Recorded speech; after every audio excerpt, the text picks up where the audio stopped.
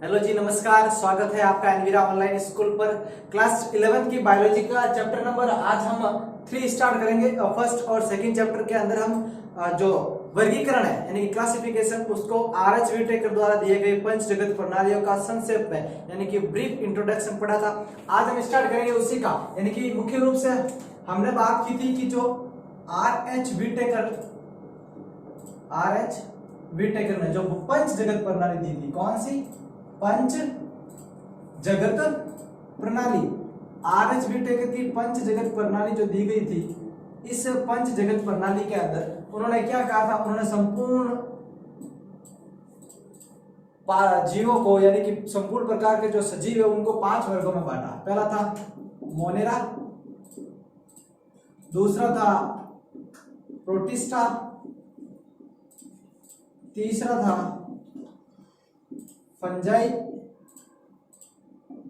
चौथा था प्लांटी और 5 नंबर था एनिमेलिया। क्या था? एनिमेलिया। ये 5 प्रकार के मुख्य वर्गों में बांटा, जिसके अंदर आज अपना जो चैप्टर है वो चैप्टर किसके ऊपर है? प्लांटी यानी कि वनस्पति जगत। प्लांटी यानी कि वनस्पति जगत। तो मुख्य रूप से इस चैप्टर के अंदर हम प्लांटी के बारे में डिस्कस करेंगे। प्लांटी के अंदर कौन कौन से जीव आते हैं, किन किन के बारे में हम मुख्य रूप से पढ़ेंगे, कैसे इनके अंदर जो मुख्य रूप से पादप या कैसे सजीवों को इसके अंदर इंक्लूड किया गया है। थोड़ा सा ब्रीफ इंट्रोडक्शन देखते हैं। देखो, वनस्पति जगत की बात की जाए तो प्रकाश संश्लेषी जंतु, प्रकाश संश्लेषण की क्रिया करने वाले, यानी कि जो अपना क्या रहेंगे, जो हमेशा स्वपोषी रहेंगे। क्या रहेंगे?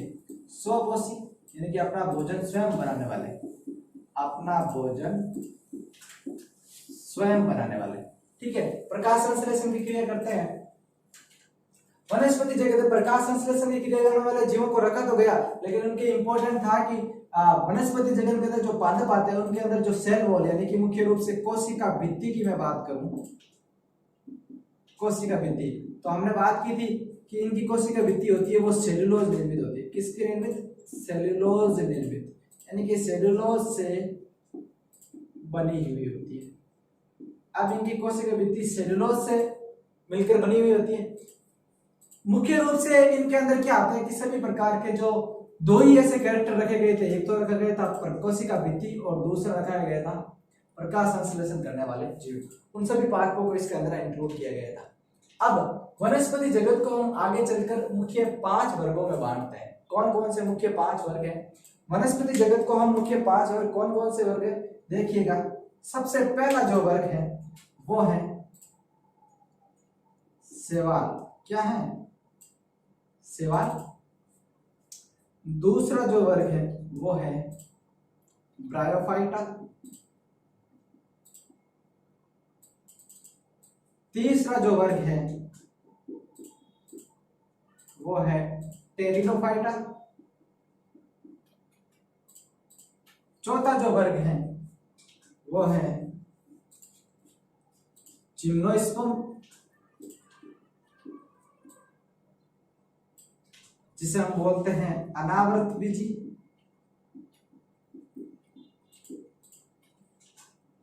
और 5वां और अंतिम वर्ग है एंजियोस्पर्म। 5वां और अंतिम वर्ग है एंजियोस्पर्म, जिसे हम बोलते हैं आवर्त बीजी। क्या बोलते हैं? आवर्त बीजी। ठीक है, इन मुख्य 5 वर्गों के अंदर पादप यानी कि वनस्पति जगत को बांटा गया। आगे हम उनके उपवर्गों में बांटते हैं इनको। तो हम इस वनस्पति जगत यानी कि किंगडम प्लांटी, इसके अंतर्गत इन मुख्य 5 वर्गों के बारे में बात करेंगे। तो चलिए, इनका स्पेशल 3 तो कॉमन कैरेक्टर अपने को पता होना चाहिए। प्रकाश संश्लेषण करेंगे, सेल वॉल से निर्मित इनकी कोशिका रहेगी और ये सभी पादप जल और स्थल, पहाड़ी, भूगर्भीय क्षेत्र, ऊंचे स्थान, ठंडे, मरुस्थल, पर्वतीय सब जगह पर पाए जाएंगे। इन सब को अंतर्गत एक एक का स्पेशल कैरेक्टर समझना है और हर एक वर्ग के डायग्राम और उसका एक एग्जांपल अपने को पता होना चाहिए। हर एक वर्ग का एक स्पेशल कैरेक्टर होता है। तो सबसे पहले हम स्टार्ट करेंगे शैवाल के बारे में। सबसे पहले हम अब शैवाल के बारे में बात करेंगे। आप सभी को पता है कि शैवाल क्या होते हैं। शैवाल का मुख्य लक्षण है कि प्रकाश संश्लेषण करेंगे तो ये क्लोरोफिल युक्त होते हैं, यह क्लोरोफिल युक्त होते हैं। ठीक है, दूसरे इसके कैरेक्टर की बात करेंगे तो ये स्वपोषी होते हैं, क्लोरोफिल युक्त होते हैं, स्वपोषी होते हैं मुख्य रूप से, और ये जलीय यानी कि अलवणीय और लवणीय दोनों प्रकार के जल में भी निवास करते हैं। तो ये जलीय होते हैं, जलीय, लवणीय तथा अलवणीय दोनों प्रकार के जल में निवास करते हैं। तीसरे इसके मुख्य कैरेक्टर की बात करें तो ये नम युक्त स्थानों में भी पाए जाते हैं, छिछले खड्डों में जहां पर जल भरा रहता है, छोटे छोटे पॉन्ड्स, छोटी झीलें, नहरें, इस प्रकार के स्थानों पर भी ये पाए जाते हैं। कुछ के रूप में, कुछ बड़े क्षेत्रों के अंदर, कुछ छोटे क्षेत्रों के अंदर, कुछ लाइकेन के रूप में भी, सहजीवी के रूप में निवास करते हैं। फिर यदि इसके आकार की बात की जाए तो शैवालों के आकार में भिन्नता पाई जाती है। शैवाल के आकार में विभिन्नताएं होती है, यानी कि कुछ सूक्ष्मदर्शी होते हैं तो कुछ बहुत बड़े होते हैं। शैवाल के आकार के अंदर मुख्यतः भिन्नताएं पाई जाती हैं और इनका आकार एक सूक्ष्मदर्शी, एक कोशिका से लेकर बहुत बड़े बॉल बॉक्स तक भी हो सकते हैं। यानी कि इसकी बात की जाए तो इसके अंदर सूक्ष्मदर्शी जीव के अंदर क्लेमाइडोमोनास और बड़े आकार में बॉल बॉक्स, इस प्रकार के भी आकार में भिन्नताएं पाई जा सकती हैं। अब इसकी बात करते हैं मुख्य रूप से शैवालों के जनन की, कि शैवाल होते हैं वो जनन कौन सा करता है। हमने पहले ही बात की थी कि जो शैवाल जनन करते हैं वो लैंगिक, अलैंगिक और कायिक तीनों प्रकार का करते हैं। कायिक जनन भी करते हैं, कायिक जनन, अलैंगिक जनन भी करते हैं और लैंगिक जनन भी करते हैं।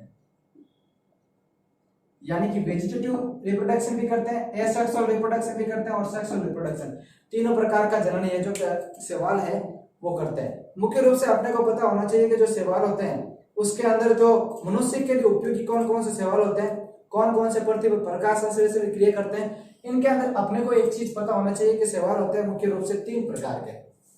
मुख्य रूप से की बात कीजिए, मुख्य रूप से कैसे कि पहले है अपने पास हरे शैवाल। कैसे हरे, अगर मैं हरे शैवाल की बात करूं तो वॉलवॉक्स, क्लेमाइडोमोनास और कारा इसके एग्जांपल है। वॉलवॉक्स, क्लेमाइडोमोनास और कारा, ये हो जाएंगे मुख्य रूप से इसके हरे शैवाल। दूसरे की मैं बात करूं, दूसरे भूरे शैवाल की,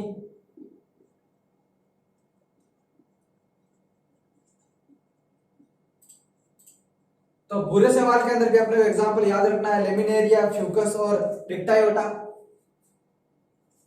लेमिनेरिया, फ्यूकस एंड डिक्टायोटा। और तीसरी और इंपॉर्टेंट है वो अपने हैं लाल शैवाल, रोडोफाइसिस।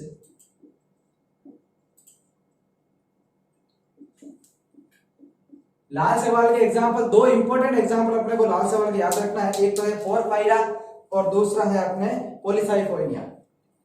पोरफायरा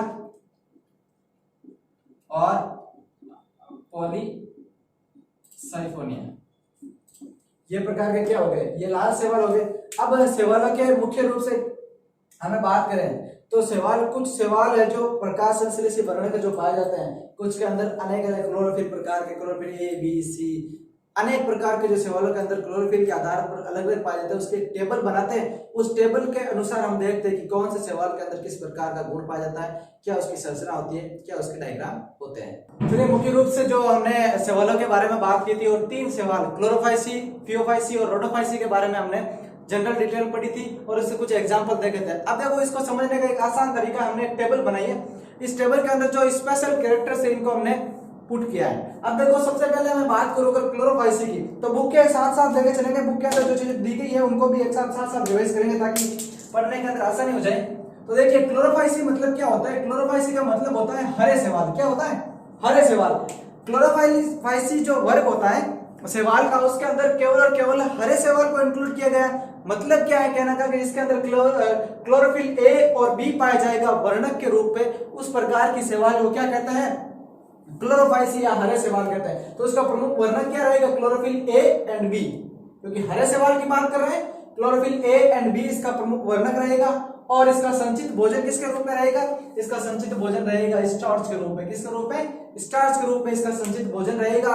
और सेल वॉल हमने नॉर्मली बात की है कि मुख्य रूप से इनकी जो सेल वॉल होगी वो सेलुलोज से निर्मित रहेगी। कुछ के अंदर सेलुलोज के साथ साथ कुछ और चीजें भी इंक्लूड होती रहेगी। तो इसकी जो कोशिका वृद्धि होती है वो सेलुलोज से निर्मित होती है। और इसका आवास की मैं बात करूं, यानी कि वो किस क्षेत्रों के अंदर या किस जगह पर ज्यादा मात्रा में पाए जाते हैं, तो ये लवणीय और अलवणीय दोनों प्रकार के जल के अंदर पाई जाती है। यानी कि लवणीय मतलब कि खारा, नॉर्मल से ज्यादा खारा लवणीय, और लवणीय मतलब कि मीठा, और अलवणीय मतलब कि मेरा कहने का मतलब था कि लवणीय मतलब कि खारा और अलवणीय मतलब कि मीठा जल की बात कर रहे थे। अब इसके एग्जांपल इंपॉर्टेंट है, देखो क्लेमाइडोमोनास, वॉलवॉक्स, यूलोथ्रिक्स, कारा, ये सभी क्या है, ये क्लोरोफाइसी के एग्जांपल है। क्लोरोफाइसी मतलब हरे शैवाल की। यहाँ पे क्लेमाइडोमोनास का डायग्राम भी बनाया नॉर्मल से, इसका फ्लैजेला वगैरह निकले हुए दिखाई दे रहे हैं। और भी इसके अंदर बुक के अंदर क्या क्या दिया गया है, देखो क्लोरोफाइसी के अंदर मुख्य रूप से अपने दिया गया है कि ये हरे शैवाल होती है, एक कोशिक होती है, हमने पहले भी चर्चा कर रही थी, इसका क्वेश्चन बना हुआ था। और ये कॉलोनी में रहती है, तंतुमय होती है, मुख्य रूप से क्लोरोफिल ए और बी प्रभावी होने के कारण इसको हरी प्रकार की क्या कहते हैं, घास की तरह भी क्या उपयोग में लिया जाता है। और इसके अधिकांश सदस्यों के अंदर क्लोरोप्लास्ट एक से अधिक पायरेनाइट्स पाए जाते हैं। इसके अगर बात करें जनन की, जनन इंपॉर्टेंट है, इसका जनन याद रखना। इसके अंदर जो जनन क्रिया होती है वो अलैंगिक जनन होता है, वो तो होता है जूस्पोर के द्वारा। और मुख्य प्रकार के जो जूस्पोर है वो चल बीजाणुधानी के रूप में पाए जाते हैं। लैंगिक जनन लैंगिक कोशिकाओं द्वारा होता है, और ये समयुग्मजी, विषमयुग्मजी और असमयुग्मजी प्रकार के हो सकते हैं। तो इसके जनन की भी हमने बात कर ली नॉर्मल से, बुक के अंदर जो क्वेश्चन दिए गए उसको भी साथ साथ हमने कंप्लीट किया है। दूसरा क्या है, दूसरी है अपना फियोफाइसी। फियोफाइसी कौन सी शैवाल होती है, फियोफाइसी का मतलब है भूरे शैवाल, यानी कि जो भूरे कलर की जो शैवाल होती है उसे हम क्या कहते हैं, फियोफाइसी हम नाम देते हैं। अब भूरे शैवाल की मैं बात करूं तो भूरे शैवाल का प्रमुख वर्णक क्या होगा, कि भूरे शैवाल का प्रमुख वर्णक होता है क्लोरोफिल ए और सी। याद रह जाएगा, क्लोरोफिल ए और बी किसका था, हरे शैवाल का। किसका, हरे शैवाल का। क्लोरोफिल ए और सी किसका मुख्य वर्णक है, भूरे शैवाल का। ठीक है, अब देखो इसके अंदर क्लोरोफिल ए और सी के साथ क्या पाया जाता है, फ्यूकोजैंथीन पाया जाता है। फ्यूकोजैंथीन क्या होता है कि ये भूरी शैवालों में पाया जाने वाला वर्णक होता है। और इसका संचित भोज्य पदार्थ होता है मैनिटोल लेमिनेरिस। क्या होता है, इसका संचित भोज्य पदार्थ मैनिटोल लेमिनेरिस के रूप में संचित रहता है। और हमने पहले बात की थी कौन से वाले, हरे शैवालों में, तो हरे शैवालों में किसके रूप में रह रहा था, संचित भोज्य पदार्थ स्टार्च के रूप में रह रहा था। इसके अंदर किसके रूप में रह रहा है, मैनिटोल, या मुख्य रूप से हम बात करें लिमेरिस के रूप में रह रहा था। अब इसकी कोशिका वृद्धि की बात करें तो कॉमन है कि सेलुलोज से इसकी कोशिका वृद्धि क्या रहेगी, निर्मित रहेगी। सेलुलोज इसके अंदर पाया जाएगा, तो सेलुलोज एंड एल्जीन से इसकी कोशिका वृद्धि निर्मित रहती है। यानी कि सेलुलोज और एल्जीन से इसकी सेल वॉल बनी रहती है, किसकी, भूरे प्रकार के शैवाल की, जिसे हम क्या कहते हैं, रोडोफाइसी, फियोफाइसी कहते हैं। और इसका आवास की मैं बात करूं तो ये खारे जल, यानी मुख्य प्रकार के खारे जल के बात करें तो लवणीय जल में रहता है, लेकिन अधिकांश मात्रा में तो ये लवणीय जल में रहता है, लेकिन कुछ यानी कम मात्रा में ये अलवणीय या मीठे जल के अंदर भी निवास करते हैं। तो इसके कुछ क्वेश्चन या बुक के अंदर जो चीजें दी गई है उसको भी साथ साथ रिवाइज कर लेते हैं। देखो ये भूरी शैवाल समुद्री आवास में पाई जाती है, आकार इनका बदलता रहता है, विभिन्नताएं होती है क्योंकि ये सरल होते हैं, शाखित होते हैं, तंतुमय होते हैं।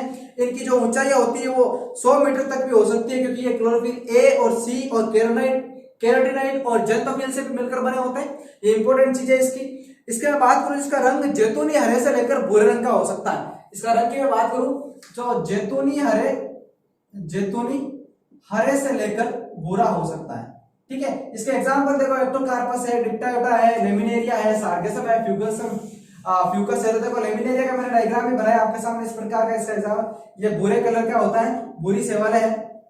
और इसके अंदर क्या स्पेशल चीज बताई जाती है कि इसके जो प्रोटोप्लास्ट में लवक होते हैं वो अतिरिक्त केंद्र में रसदानी के अंदर केंद्रित होते हैं। और इसके अंदर जो लैंगिक जनन पाया जाता है वो समयुग्मजी और असमयुग्मकी तथा विषमयुग्मकी हो सकता है। लेकिन जो युग्मकों का संगम होता है वो जल के अंदर अंडदानी, जिसे हम बोलते हैं विषमयुग्मजी स्पीशीज के रूप में होता है। और युग्मक पाइरिफॉर्म यानी कि जो नाशपाती का आकार का होता है, इसमें पार्श्व में दोनों तरफ फ्लैजिलास पाए जाते हैं। और फ्लैजेला के साथ इसके साथ साथ क्या पाए जाते हैं, जूस्पोर का निर्माण करते हैं जो असमान होता है, पार्श्व यानी कि दोनों तरफ पाए जाते हैं। इनका जो कायिक कोशिका के अंदर सेलुलोज से बनी होती है और इसके अंदर पेक्टिन भी थोड़ी मात्रा में पाया जाता है। संचित भोज्य पदार्थ हमने बात कर दी लेमिनेरिस और मैनेटोल के रूप में पाया जाता है। एग्जांपल भी देख लिए, एक्टोकार्पस है, डिप्टायोटा है, लेमिनेरिया है, सार्गेसम है, फ्यूकस है, ये सब किसके है, फियोफाइसी यानी कि भूरे शैवाल के एग्जांपल है। चलिए तीसरे देखते हैं हम, रोडोफाइसी। तीसरी कौन सी है, रोडोफाइसी मतलब कि लाल शैवाल। रोडोफाइसी मतलब क्या होता है, लाल शैवाल होता है। रोडोफाइसी को लाल शैवाल क्यों कहा जाता है, क्योंकि इसके अंदर क्लोरोफिल क्या पाया जाता है, इसके अंदर क्लोरोफिल वर्णक के रूप में ए डी, उसके साथ साथ फाइकोएरिथ्रिन पाया जाता है। क्या पाया जाता है, क्लोरोफिल ए डी और उसके साथ फाइकोएरिथ्रिन वर्णक पाया जाता है। इसे लाल शैवाल यानी कि रोडोफाइसी कहते हैं। और इसका संचित भोज्य पदार्थ होता है वो फ्लोरिडियन और स्टार्च के रूप में रहता है। संचित भोज्य पदार्थ किस रूप में, फ्लोरिडियन और स्टार्च के रूप में रहता है। कोशिका भित्ति सेलुलोज से निर्मित बनी होती है, यानी कि सेलुलोज से निर्मित इसकी सेल वॉल होती है। और ये ज्यादा मात्रा में आवास इनका अलवणीय में होता है, लेकिन अधिकांश जो होते हैं वो लवणीय में मात्रा में पाया जाता है। यानी कि यहाँ पर क्या होगी, इनकी आवास में कमी रहेगी, इसकी आवास में बढ़ती रहेगी। इसके एग्जाम्पल की मैं बात करूं तो पॉलीसाइफोनिया, ग्रेसिलेरिया, पोरफायरा, जिलेडियम, ये सब क्या इसके एग्जाम्पल है। हमने पोरफायरा का डायग्राम भी बनाया, देखो इसमें प्रवर्त पाया जाता है। किसका डायग्राम है, पोरफायरा का, ठीक है। ये किसका, पोरफायरा किसके अंदर आता है, लाल शैवाल के अंदर। लेमिनेरिया किसके अंदर आता है, भूरे शैवाल के अंदर। और क्लेमाइडोमोनास किसके अंदर आता है, हरे शैवालों के अंतर्गत आता है। चलिए इसके कुछ कंसेप्ट भी क्लियर कर लेते हैं। लाल शैवाल के अंदर आर फाइक्रोएरिथ्रिन के कारण ये लाल शैवाल होती है। कौन सा वाला, आर फाइक्रोएरिथ्रिन जो वर्णक पाया जाता है, इसकी वजह से ये लाल शैवाल लाल कलर के दिखाई देती है। जहां पर यह प्रकाश कम होता है वहां पर ज्यादा मात्रा में पाई जाती है। समुद्र की गहराई के अंदर लाल शैवाल का लाल थैलस अधिकांश बहुकोशिकीय होता है।